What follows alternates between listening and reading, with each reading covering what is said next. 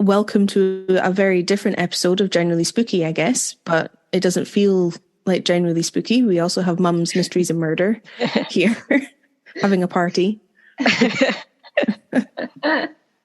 For a Monday morning. Isn't it? It's weird doing this on a Monday morning because we would normally do it. Would we do it midweek, Effie? We normally do it midweek. It's always a bit, I don't know how you got on with Generally Spooky, but it's always a bit difficult to find time to fit it in. So we tend to do it at lunch times when our minds are fresh and we're focused and we can remember all the facts. It's hard don't sometimes. Talk dribble. You have to tune in. Yeah, it is. It's quite difficult because you've got to be in like the right frame of mind as well to do it. Yeah, that's what I find anyway. You have to be willing to sit down and properly get into something for a good chunk of time. Although it must be tricky for you guys if you're, at least Kieran and I, we're in the same house. So if we need to record, I can go get him and tell him we have to record. But it must be tricky, trickier for you guys. That's true. I don't know. It's not too bad, is it? Like we used to do it in person. Yeah, we used to do it in person, which was fun. That was fun, but just work commitments and things, really, wasn't it? And Effie's moving now, so she's not going to be living as close by, so it's slightly a bit more time constraints. Yeah, and just having kids always interferes with things, just generally, just in life. The kids kind of get in the way. There's normally one popping up in the background or stray cats or something. Or for you, I was going to say for you, a stray cat. We had a stray cat on our first episode and it jumped onto Effie's, was it your back or something? My on couch. The first episode? Yeah, it was just behind my head. Yeah. And I saw it through the camera and I screamed, So that was very professional. I wouldn't be able to be professional if something like that happened to me. I'd be in bits. Yeah. And we should say it wasn't her cat. She doesn't have a cat. No, it wasn't. That makes it worse. I mean, maybe that should be the Generally Spooky podcast more than ours. The spookiest thing, or not even spooky, but just the thing that gave me the biggest fright when we were recording, I don't even remember what episode it was, but a pigeon hit the window. Oh. It flew straight into the office window, and it's like the window's right there. Oh. And the bang that it made, oh my God. And my podcast chair is right beside the window. And honestly, it felt as if the end days were here. The house was coming down. It was bad. We had to stop recording for a few minutes just to sort of gather ourselves and let the heart stop pumping and then get back into it. It was bad. Oh my God. That is terrifying because that is a massive bang. That's happening. I can't imagine that being on your back or like inside the house. Like that. It was quite a tense moment as well. We were talking about the Somerton man. So it was quite exciting. And then this cat appears in my head. I've forgotten that was that episode actually. I gave that one a listen because that's a really interesting story. I know, it's so interesting. What's been your favourite episode that you've covered? That we've done it Generally Spooky. Yeah. We've had quite a few. It kind of depends on how we felt while we were recording sometimes. If I have a soft spot for it. Yeah. The Stone of Destiny was a really fun one. Oh. And it's kind of popped into my head a lot lately with the coronation happening. Okay. Yeah, of course. I've had a lot of messages asking about the Stone of Destiny, and it's just a really interesting story, and I enjoy that one. I think I always love a heist, so anything that has a heist involved, I'm there for it. Yeah. Have you been to like Skin Palace? No, we haven't made it there yet. I'd love to go. Yeah, go and have a look and see. It's incredible. Have you guys been? I always pass it on the way up and think, it's one of those places that you kind of like, you should go along, like Edinburgh Castle. I haven't been to before. Stirling Castle I haven't been to, but yeah, there's so many. Been to Stirling Castle. Not been to Stirling Castle either. Is it? Yeah, great one to visit. Yeah, I've been there twice. I love a castle, though. I love a castle. Yeah, castles are good. They are good. Castles are good, aren't they? Yeah. I think when you come from Australia as well, there's nothing like that in Australia. Of course. You come over here and there's castles everywhere and you're like, oh, my God, this is amazing. How do these people not know this is amazing? Why is no one here? Yeah. I love a castle. speaking of castles, the one on Loch Ness, which is called what? Urquhart, isn't it? Urquhart Castle. I mean, Urquhart that's just Castle. beautiful, isn't it? Yeah, incredible. Yeah. Have you both been there? Yeah. I have. I don't know if Kieran's been, which is sort of true to form as far as Kieran's concerned. There's not many places he knows and not many places he's been, but it's quite incredible. Yeah.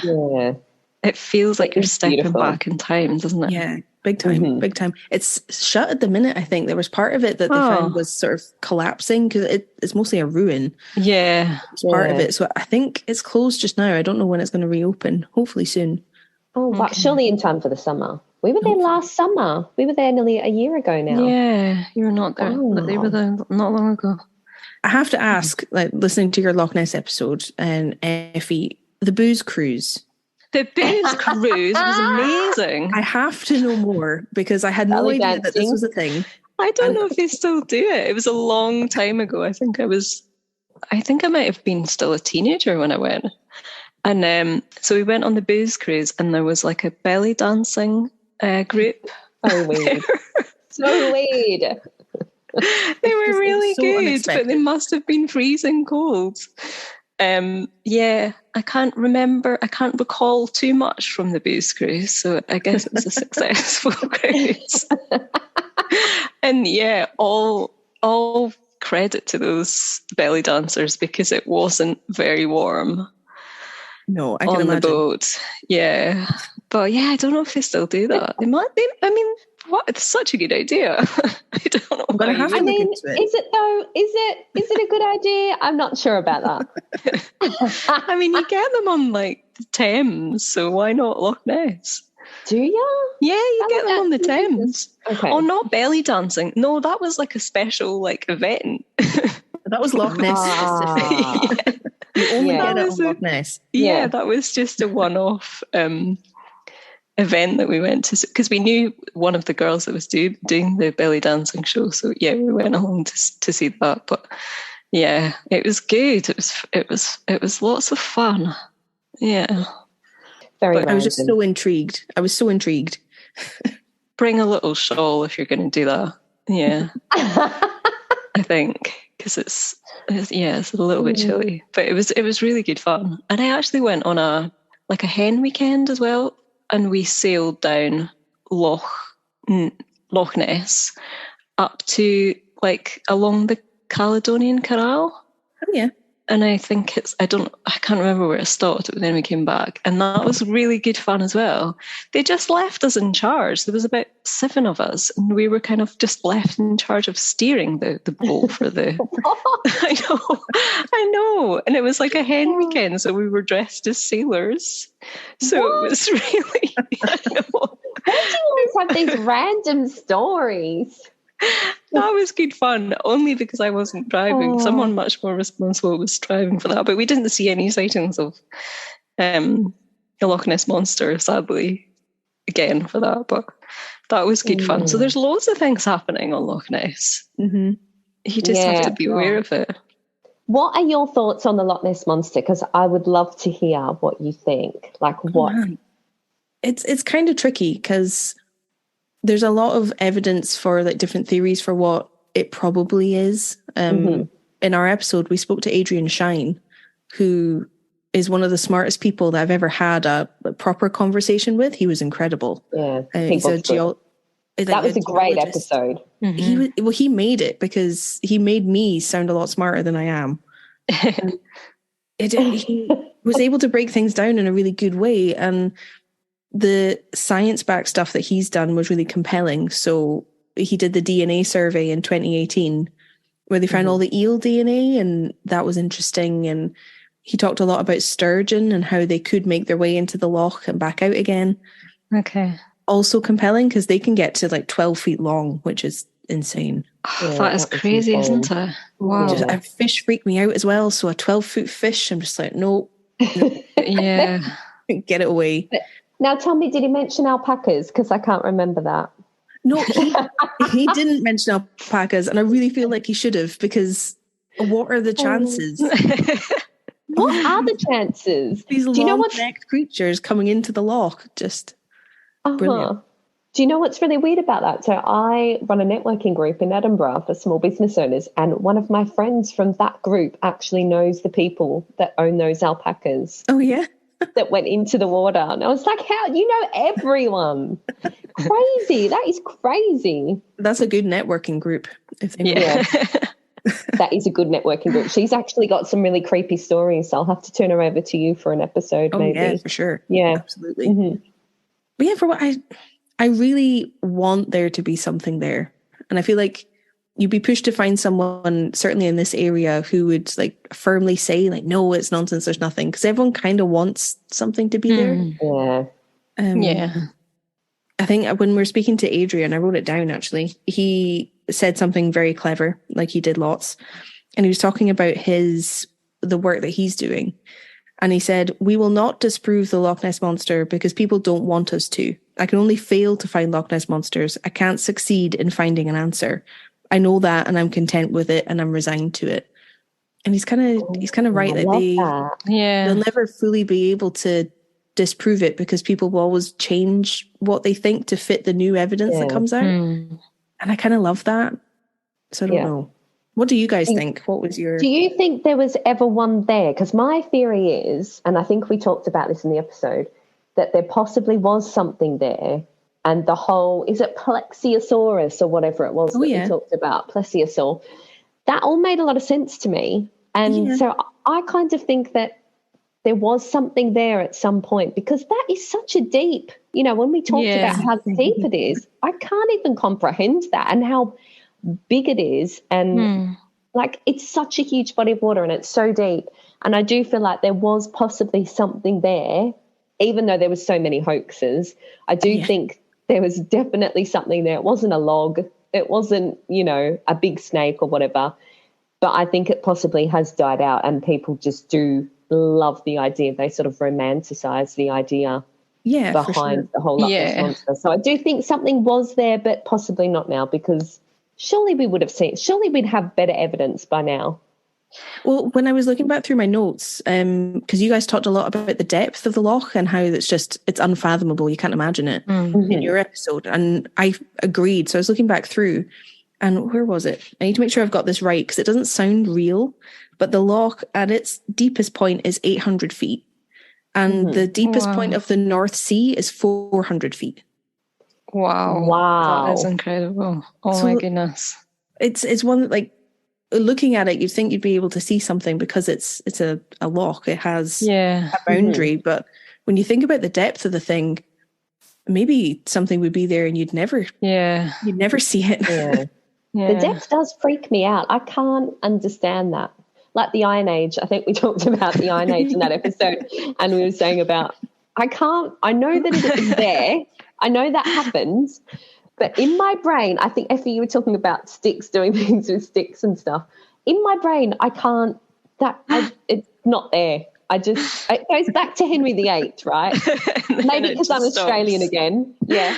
And that's it. And I know things happened before then, and there was all the Victorian times and, you know, Queen Victoria and all that shit, right? That's fine. Before that, in my head, I don't understand how anything was doing anything. Like it started around then. At least you're not like flat earthers and things who say, well, I don't understand this. So it definitely doesn't exist. Oh, yeah. It's so I don't understand Iron Age, but, you know, I know it happened. I just don't have to look directly at that. Yeah. Yeah. It's like so funny when you go up a lot up the A9, which is like the main road that goes through Scotland up to the north. And then you see all these signs that say flat earth on it. And you're like, what? Do people actually believe that it's a flat earth? Yeah, it's mental. And they've only sprung up in the past few years or so, but it's the back of every sign on the way up and down the A9. But we took a drive up to Thurso just a couple of days ago. Oh. And on the northern stretch of the A9, someone's gone along every single one and changed flat to round. So they've changed their spray paint. So they all say round earth now as you go north of Inverness, which I thought was quite funny.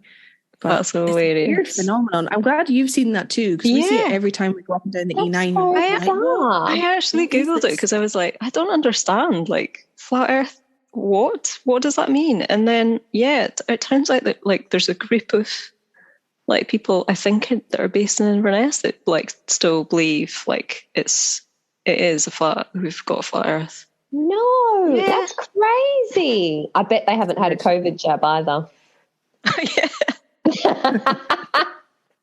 Just got rid of some of the audience there. Sorry about that. They had an office in the centre of Inverness for a while on Greg Street. There was a flat Earth office, and the windows. The only reason I saw it was because I can walk that way to get to my granny's house, and it was always just such a weird landmark. Mm-hmm. But the window was always covered in all of these conspiracy posters, like you would make in school, with like the A3, and it's got all the cutouts on it and stuff, and it's just bizarre. I think it might be something else now, but they were there for years, very dedicated. That's mental, isn't it? I don't know on the Loch Ness Monster. I'm not sure. I was listening to a radio interview this week, and it was with somebody that has like lived on the banks of Loch Ness for like the last 40 years, and he's like he's interested in Loch Ness Monster. And I think they've got like a new visitor centre for the Loch Ness Monster. It opened again this year. Yeah, did it? Okay, so it's just recently opened. And he was saying that there has been like sonar, I don't know what you call sonar pictures done of the loch, and they have picked up like large objects in the water, but they can't tell. They can just see that it's like a very large mass, but they can't actually like identify what it is. So I don't know. I'm kind of with your author that sort of said that, you know, people want to believe in it as part of our culture as well now. Like Scotland's kind of famous for this monster that looks like an eel, a snake, or a whale penis.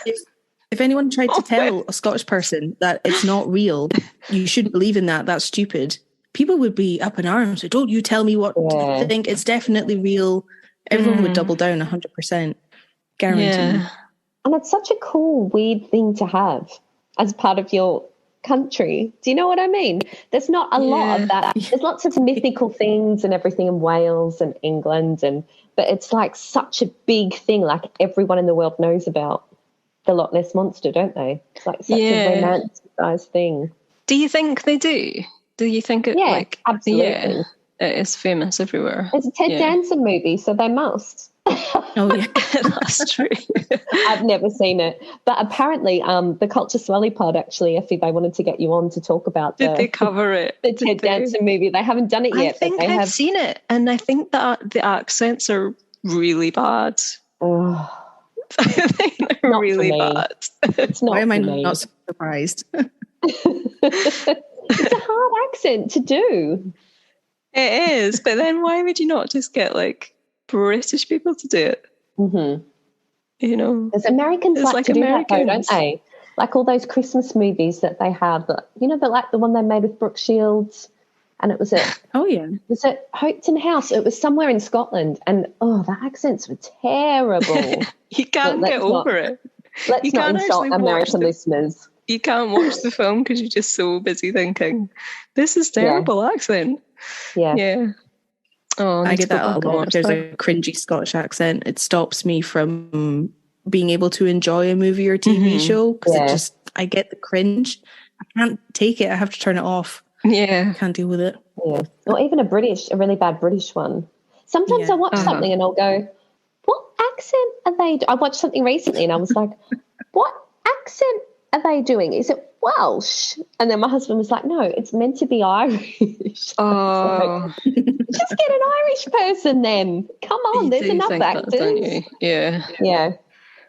Amazing. I want to ask you about the whole Aleister Crowley thing, the occultist guy, and the house. What are your thoughts on that with like the whole Jimmy Page thing, how he bought? Well, it was a weird one. It's still the only episode that we've ever done where I felt genuinely unsettled while I was looking into it. Really? Yeah, and the response afterwards has kind of cemented how I felt. Like a lot of people reached out at the time who were quite angry at me for the way that I'd spoken about him and how I'd sort of explained the facts of what he had done, when it was really strange. There's a lot of really dedicated people to him, and it's not something I understand. It's the only thing that really gives me the willies. I really don't like it. But really, it's bizarre that it's right there. And whether or not you believe in what he was doing, he did do some strange things there. I don't know if I believe that he was really summoning the devil, but he tried. Yeah. It's very odd. I would really like to read the poetry. You know how he apparently wrote poetry that was considered, I've written it down. The poetry was considered, what was it, the most disgusting erotica in the English language at the time. I really want to know what that poem was. Because how is it that bad? It's just some words. I don't understand that. So I'd really love to see that poem. I'm sure it's somewhere. Yeah, it would be interesting. Can you still go into the house? Because I heard that it was blocked off, or it was... Yeah, it got bought over by a charity in 2019, the Boleskine House Foundation. They've bought it, and they've been working on renovating it over the past few years. Wow. Set on fire in 2019, I think just after they bought it, and they reckon it was arson. Someone did it deliberately, and that set them back. So it's been unsafe for quite a long time. They've been putting in the roof lately, the past couple of months, as far as I can see. So they're getting ready to open it up to the public again, but it's not quite there. Okay. Wow. What are they going to use it for? Yeah. It's a bit contentious, because their claim is that they're going to use it for, education in the local area and teaching about the history of the loch and sort of lots of good stuff, engaging with kids and teaching them about history. From what I could see on the website, they seem quite keen to also educate about Aleister Crowley and what he was doing. The tone of it's a little bit strange, talking about him as a sort of revolutionary and the value in his work and his religion and things. I don't know if I agree with it, but they seem keen to engage with the community around Drumnadrochit and things, which is always good. But I don't know how I feel about the Crowley collection. It just makes me feel strange. Yeah. Yeah, I'd like to go and visit it and just see what it's like and what the vibe is. Because when somebody's doing sort of strange things that are not like trying to evoke the devil, I mean, that's got to leave some kind of footprint, isn't it? Yeah. Do you not think it's going to be good vibes? No, it was a weird... I should say that his ritual that he was planning, he intended to summon his guardian angel that he wanted to talk to. Okay. And part of that he had to go through... And this is all from him. I don't really know if I believe any of it. But from him, part of that ritual apparently was to bind the 12 princes of hell. Okay. He got interrupted in that process and had to go down to London. So I guess that's one of the arguments. Well, he never intended to summon the devil. Right, okay. It happened by accident, and it's just it's a weird one. I don't know about that, because, you don't often pop down to Tesco's and accidentally summon a few devils, do you? Yeah. I mean, I think you know what you're doing. Yeah. That's really bizarre. Mm-hmm. Yeah. What are your thoughts on this, sort of going off the track a bit, but what's your thoughts on things like Ouija boards? Just because your podcast is a bit more about that sort of side of things. What is your thoughts on that sort of stuff? I'm a bit mixed on it, because I don't think every time you see someone using one, it's completely authentic. When you see hands flying across the board and everyone's screaming, and I don't really think I believe that. But I would, with that being said, I'd be reluctant to do it myself. I would feel a bit uneasy about it. Just, I think on the slight 1% chance that something happened or something hung around, that's enough for me to be like, no, maybe avoid that one. What do you guys think? I agree. I'd be terrified to do it. I know people that have done Ouija boards, and they've said that things have happened that they just can't explain. And it's just, I just find that absolutely terrifying. So yeah, the thought of like doing one and then, like as you say, like something happening, I just I can't do that. Back in the box, can you? Once it's happened, there's a story from. So we've done a couple of historical like ghostly tours with the guy in Edinburgh who's really well known for doing them, and he did one on our street because there's a lot of history in our street. I'm not going to say the street, but that's fine. We live right next door to a cemetery, so our fence, we're in a flat and our fence backs onto the cemetery, so we're very, very close. And he was doing a little bit of a tour of the street and the cemetery and giving all the story, and he gave a story about a Ouija board that happened in a house in our street, and it was quite creepy. Like there was it was quite far from where we are in the street, thank God. If it was next door, I'd be like, I don't want to hear it. But the story was so specific about like letters and names of people, and other people that were doing the board didn't know the name, and it just seems so, like there's no way that could have happened unless it was actually, I don't know, a spirit. I think we were brought up very Catholic, and so we were, never to go near, never to mess with any of that stuff.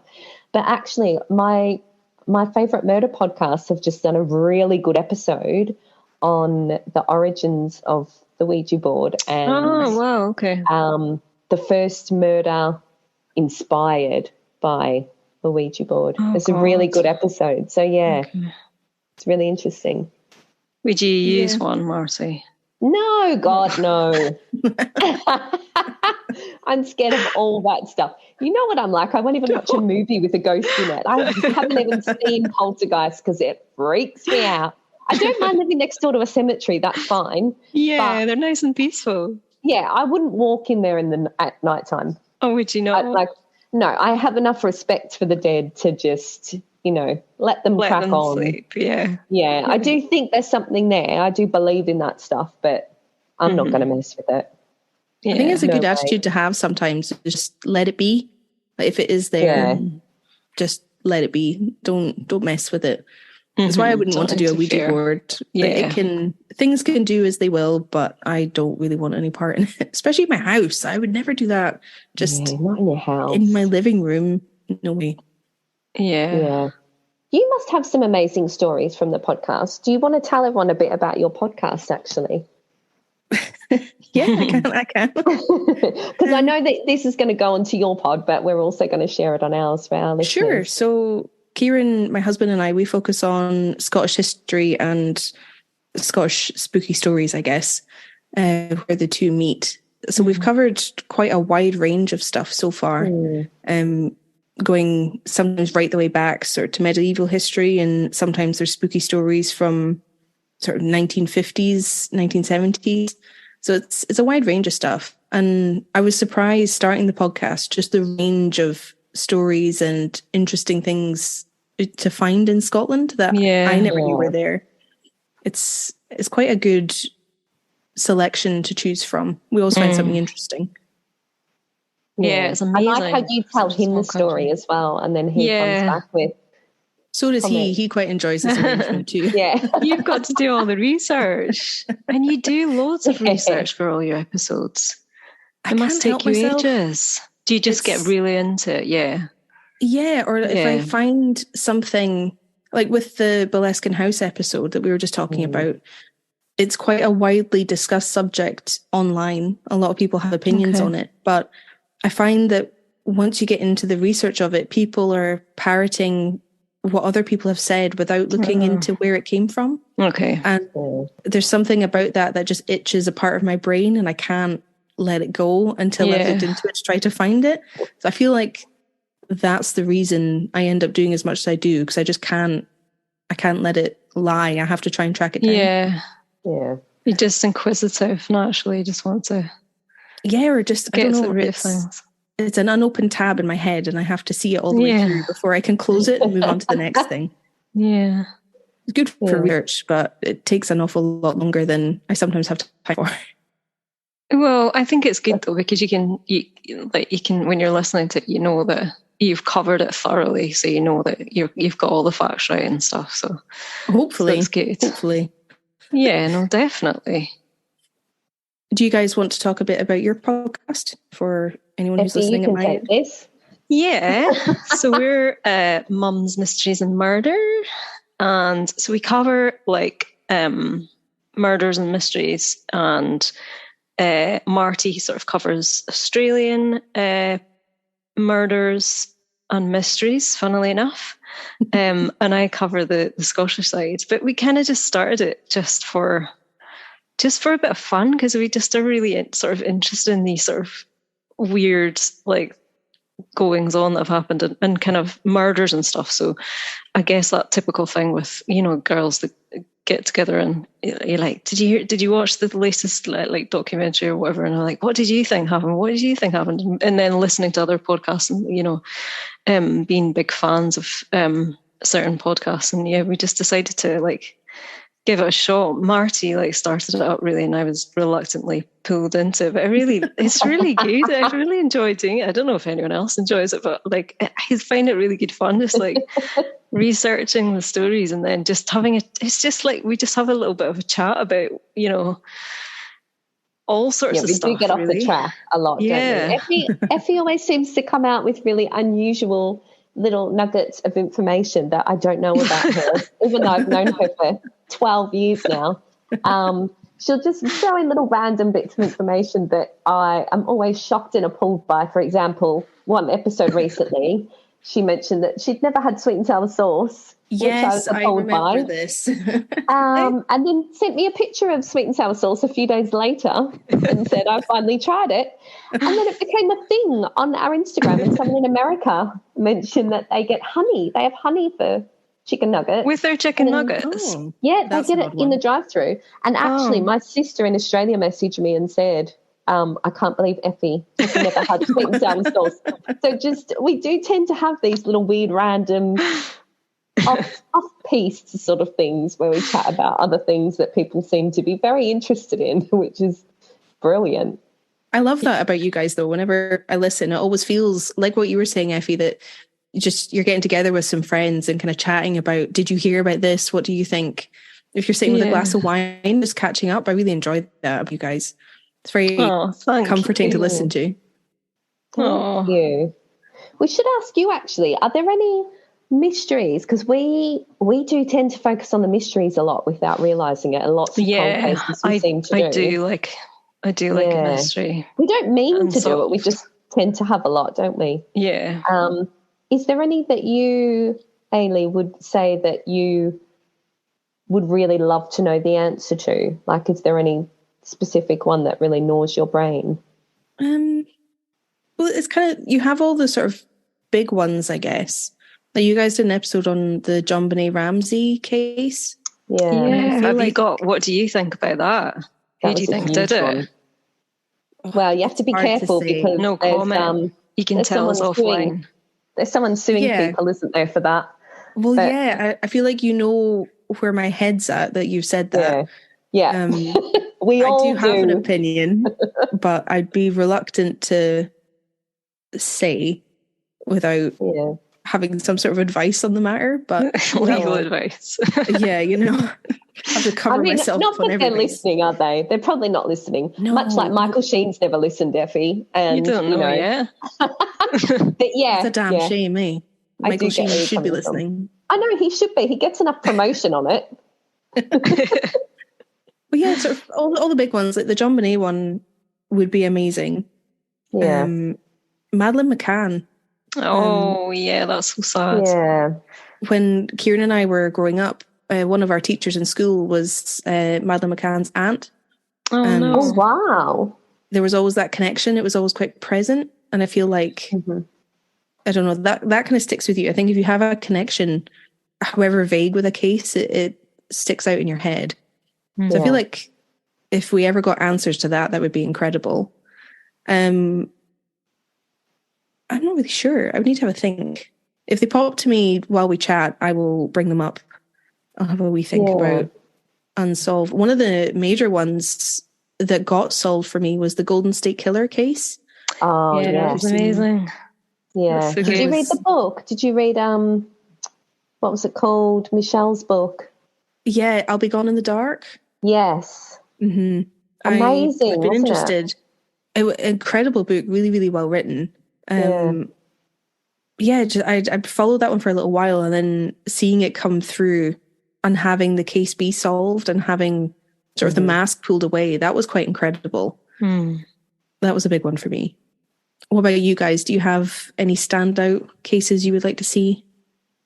Effie's got one she's obsessed with, haven't you, Effie? Although they've solved it, haven't they? Love Pass. Yeah, I think they sort of put it down as being a sort of weird snowfall thing. Can't remember what it's called now. It wasn't an avalanche, though, was it? How did their tongues come out? Come on.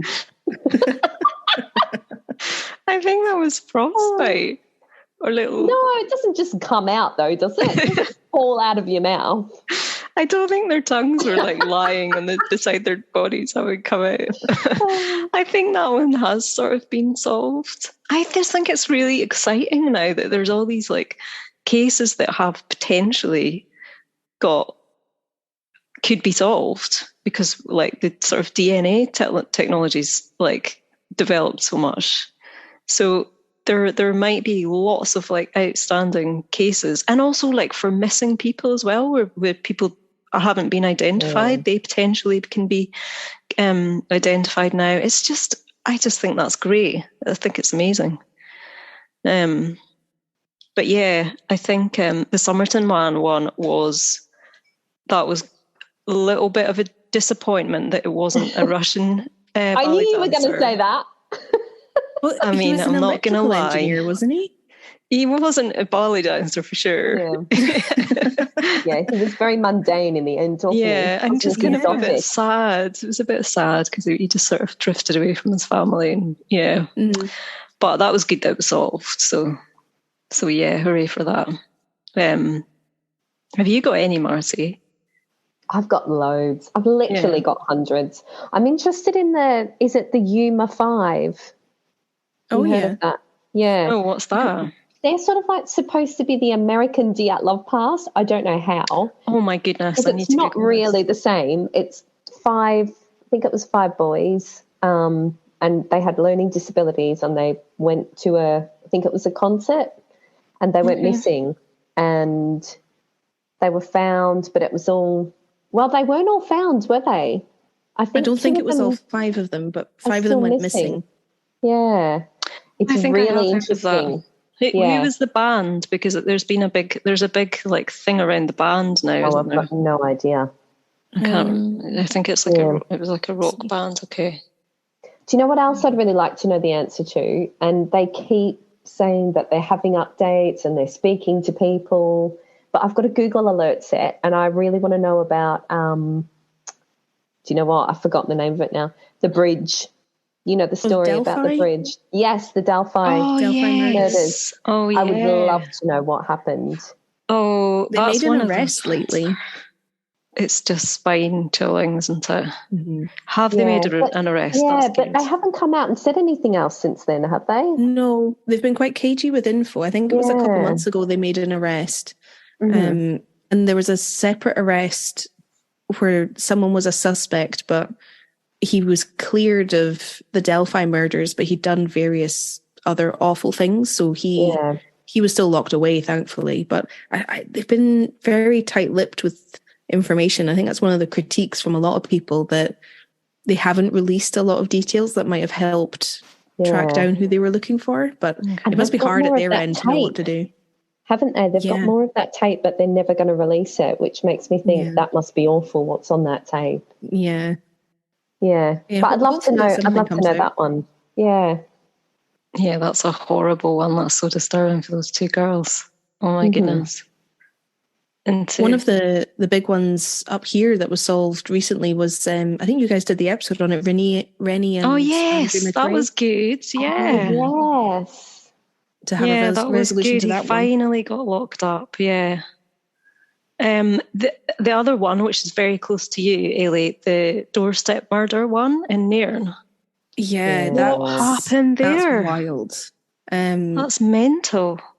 I don't know, like I say here, but my dad worked on that case very briefly and sort of tangentially. Oh, wow. He was a cop in Nairn for a while, and it just they're still looking into it. He's been re-interviewed about what he remembers a couple of times since it happened, so they keep checking in with it. But it's just sad. Like, his son's been on TV fairly recently, sort of appealing for information, and just heartbreaking, especially knowing the place so well and it being so. I mean, it's the usual story: small place, things like that don't happen here. But it's just such an odd one as well, like with the envelope and just like, and like you say, because it's just like a normal town, and such an unexpected thing to happen. It's just like, and Nairn is so small, like, you know everybody. Like, so sort of even just in our little close, like you get to know your neighbours, and then your neighbours always know somebody that you know, and everything always comes back. So for there to be nothing is surprising. Such a shame for that family, and to stay in the house as well. I don't know how they managed to do that. No. But I suppose that was their home, so hopefully they'll do something with it, and they'll be able to find out what happened, because just not having closure, I mean, that must be horrendous. Never knowing. You would think that would be worse than having the answer, even if it was a nasty one. Yeah. But maybe with all the breakthroughs that you were saying about DNA and different ways of investigating, maybe they will find something that they couldn't have found 10, 15 years ago. Yeah, you never know. Yeah. It's not a good time to be a murderer, I would say. Because if we could give them any advice, they should hang it up.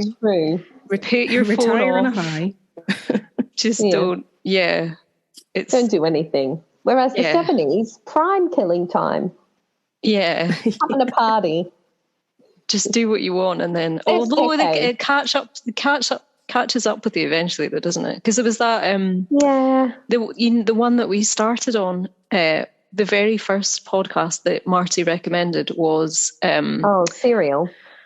It was the one in Australia where the lady had been murdered by her teacher's pet, by her husband. Yes. And he only recently got convicted for that. And I think that was largely down to that podcast and just bringing things up again. So that was a great podcast. Fantastic, really good. Sarah really Turney has an amazing podcast called Voices for Justice. She started that to try and get justice for her sister who had gone missing. And her work with the podcast and reaching out to the media has led to, I think her dad is facing trial. But she's put together all the details of the case. She's worked with the police. She's done some incredible work that has brought spotlight to that case. If you like Teacher's Pet, Voices for Justice is a great one. Oh, okay. Yeah, I'll need to have a look and listen to that. That's really good. That's great that that's happened, and so many podcasts do that. That kind of just put the spotlight on a case.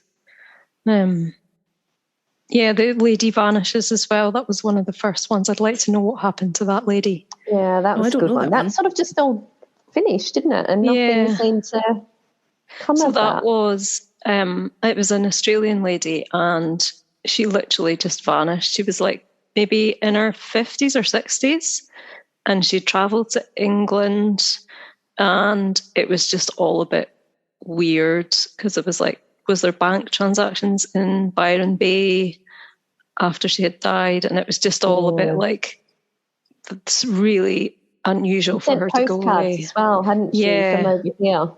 And then she just disappeared. It's very strange. Yeah, people that just disappear, aren't they? Yeah. That was a great one. Have you got any other recommendations, Effie, while we're talking about podcasts? Podcasts. Now you've put me on the spot. I literally listen to hundreds of like podcasts all the time. We listen to a lot of the same ones, don't we? So we listen to like Red Handed, My Favourite Murder. Oh yeah. Sort of all the big ones. Yeah. Isn't it? There's an Australian true crime one. I think it's called Australian True Crime Stories. That's really good. Mm-hmm. That's fantastic. And of course, Criminal. Everyone listens to Criminal. Oh, yeah. I just listen to the quite big ones, I think. I can't listen to Case File, which I'm disappointed about. I love Case File. Because his voice puts me to sleep. I love his voice. I know he's incredibly well researched and incredibly well respected, but it's not for me. I need... You've said that before. I'll tell you what else is good. I Could Murder a Pod is amazing. That's two men. Yeah, they're fantastic, and they have like lots of banter and stuff in the middle, but they do an amazing job. And of course, we should say All Killer No Filler, because we're going to see them record live again. Yeah, they're doing a 3-parter on Jimmy Savile at the moment, and it's so good. They're hilarious. They're really good. It depends what you like, really, isn't it? Like, and your like how you're feeling, your mood and stuff. Because I do really enjoy Case File, but I've got to listen to it in broad daylight and when there's no one around. Because you'll fall asleep. Because I'm terrified that someone's going to come out and murder me any minute. I know. It's very subjective listening to a podcast, I think. And I know this is rich coming from me, but sometimes like I'll start listening and I think I can't listen to that voice. I can't listen to that voice anymore. That's put me off the whole podcast. I'm done. 10 minutes in. It's a shame when that happens. Yeah. It is. I know, because they can be really good, but their voice is great. Yeah. I know. So I'm sure somebody, like, probably people think that. I mean, I can't listen to my own voice, so yeah, I'm sure we've got listeners that are like, skip, fast forward. I mean, I feel like that's coming from us, because I'm so high pitched and just we ramble a lot. So I can understand that our podcast is definitely not for everyone. Yeah. Yeah. You do worry about, like, you become conscious of your own accent far more when you start doing something like this than you ever are before. Because when we started, I was just convinced, kind of what you were saying, that, you know, people are going to hear me speak. It's going to last a few seconds and then they're just going to check out immediately, be like, oh, no, I can't be doing with that. Yeah. No, you've got a lovely, like, soft accent. Yeah, you do. I think if you start examining it too much, you pick up on everything. You're just like, oh, no, I can't edit our episodes. Kieran does that because I can't listen to myself. Yeah, that's how I feel now, because I used to do ours as well, and I'd be like, oh my God, this is me. I have to listen to me for an hour and a half. This is torture. Why have I said so many times? I have to laugh because the other day Effie was telling a story. I can't believe I'm telling you this now, Effie. I should have told you at the time, but I didn't want to put you off your stride. You said like. I think you said like. 14 times in about 3 sentences, and she kept doing it. You know, when you tune into something. What do you say? What was I saying like for? Like at the ends of sentences or something? Did I say like all the time? I didn't even know that. We were talking about. I think we'd gone off the track, and you were talking about something, and the sentence was something like, and then like she was going to her house, and you know, like when you see like I don't know, a sheep in a field, and it's sort of like cold, but it's like and like it just kept going. And I was looking at you, and I was sort of laughing. Well, because I was trying to cover it, I was sort of laughing and thinking, should I tell her that she said it so many times? I was like stifling. You'll hear it now. It was in the last episode that we've recorded. So I would hear it if I actually listened to the podcast, but I just can't lip to it. It's just too. I do wonder. You know what I mean? Like, do you know what I mean? Do like. I like know what you like mean. like we're putting everyone off this now. Erin, I do wonder if Erin will take some of them out, but we'll see. Oh, hopefully. I hope she doesn't. If she doesn't, then that's a lot of likes. Let's just say we're very grateful for Erin. She does an amazing job. Like Erin does all the editing, so yeah, amazing girl. Wow, that's been really fun. I know. Does anyone else want to talk about anything else before we finish up? I'm glad that we could just sit down and have a chat finally. I know, it's been so long in the coming. Yeah. It's so hard because there's so many podcasts that we really love. Like yours is one that we've listened to for ages. Thank you. And there's a few others that, because I tend to listen to the really big podcasts, but then there's like a few that not like us, like, because I think you've been around way longer than us, and you're way more research than us, and you've got way more listeners. But like the smaller podcasts that we love that we're found through collabs and boo pods and things like that. There's maybe about 6 or 7 of them that I listen to that I love, and it's so nice to be able to sit down and have a conversation with the people you've been listening to for so long. It's quite weird. It's even really nice just to chat to people who do the same thing as you, because it happens so rarely that I don't think I've ever just happened to meet someone else who has a podcast. So you don't have the same shared experience. It's really lovely talking to you guys because you do the same thing and you record, and it feels like having workmates, which you don't always get if you're always at home and recording just with your husband. Yeah. And it's nice to geek out. Yeah. On the kind of Do you ever weird have stuff. arguments with Kieran when you're recording? I should have asked you this before, because that must be quite difficult. I couldn't do it with my husband because he would just be annoying. He wouldn't talk enough. And, he listens to the podcast, so he's going to hear this. But I don't feel like he gets excited enough about things. Like Effie, I just tell her something. It's not even that interesting. And she'll get fully excited and she'll get it. Like she understands it. But I couldn't. I'd be arguing with him and like be pausing the recording and going, can you get a bit more excited about that? This is actually really interesting. Do you ever have like things like that happens with Kieran? Sometimes, yeah. We've kind of evolved over time. Because you probably get it yourself when you're recording. You find, or certainly we find, that sometimes you have to react more vocally than you would if you were just chatting with each other. So it's taken some time at Kieran's end, because he's the one who's always reacting, to kind of get used to saying out loud what he's thinking in his head rather than just tuning in. There are occasions if we're both really tired or if we've had a really long week, sometimes we do have to stop and just say, like, we need to get a bit more excited here. This isn't coming off the way that we planned. If we do argue, sounds like he's excited though. Like he is like really engaged when you go through a story and then you ask all the right questions that you're thinking. Yeah, he enjoys it, thankfully. Because I was kind of the one who sort of pushed him into doing this with me. He wasn't super keen to start off with, but it's turned into something that he really enjoys, which is good. Yeah, for me, because I love doing it. But if we do end up arguing, usually we just sort of take a pause and collect ourselves and then carry on, and it's fine. We're not too bad. We've not had an argument yet, Marty.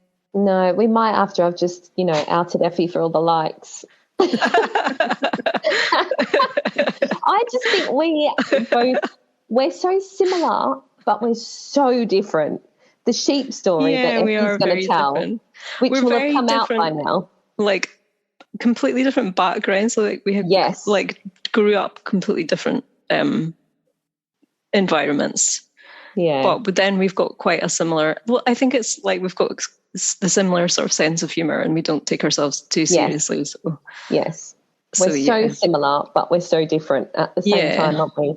And we don't take offence at things. And we're both getting the same things, I think. Like when you were saying that sometimes you have to work yourself up. That we just talk how we just genuinely get too excited about everything. Yeah.